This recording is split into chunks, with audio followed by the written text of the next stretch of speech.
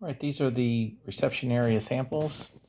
I prepared this graphic to show kind of an estimate of where one of the samples is somewhat representative of an area in the piece. Of course, we can critique features of a sample and say we do or don't like a particular thing, and that will kind of update what that sample or that particular look would have.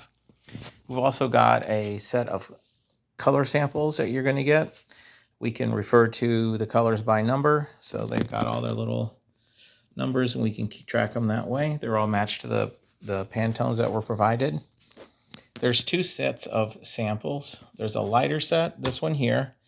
This has a white resin base. It looks very similar to like paper mache. When you see it, it's very light and soft. This one's got more of like a concrete colored resin, and you'll see it's got less white negative space or none, and it just comes off as a little warmer with a little more depth. And of course we can mix and match.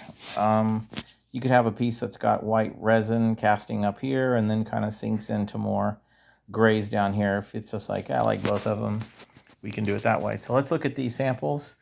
They have their numbers on the back, set 1 and set 2. We're going to go A, B, C, D like that. And also, very faintly, you can see each sample has its own little number on it on the sample. So if you're trying to kind of correlate which ones are which on the samples and versus the printout, you can do that by looking at these the number here and look it up. So this is the 1A. It's very light. There is just a tiny bit of reflection in this one. Very, very little. Tiny little marks like that.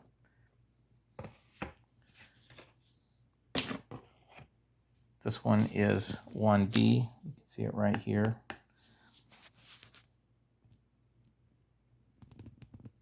Still very light. The white resin base is this kind of white coming through here. You'll see it's very, very soft and light.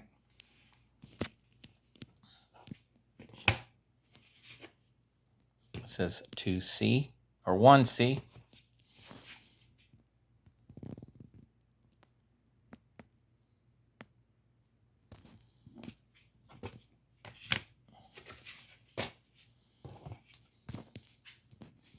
And 1D.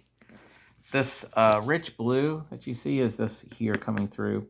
We could use it in extremely tiny amounts. You usually want one color that just doesn't, that's just not the decorative layout of the entire piece. Kind of elevates the artwork, gives you a little bit of a, wow, what's that? You know, you can use it boldly or just minutely, but that's kind of mimicking this row through here. All right, so that was set number 1. Here's set number 2. This is the one that's cast with the concrete colored resin. It would also be something that's up here in this area. I've kind of, poked around and said that may be something close there.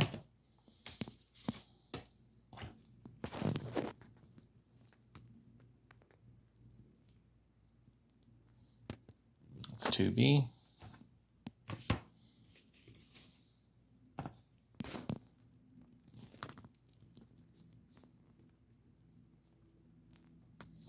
And you notice some of these have a very small amount of silver. This one has a little bit of gold in it. That's something to be discussed, what ones do or don't work, or none of them. Of course, something like this, you can be like, I love this, except for I want no metallic, or just update these to kind of a more dark bronze or something. So you can kind of, I've mixed and matched the metallics just to kind of give a variation. This is 2D. See, this is a lot more blue on this one. This is 2D here. You can see how that works. All right, that's the samples.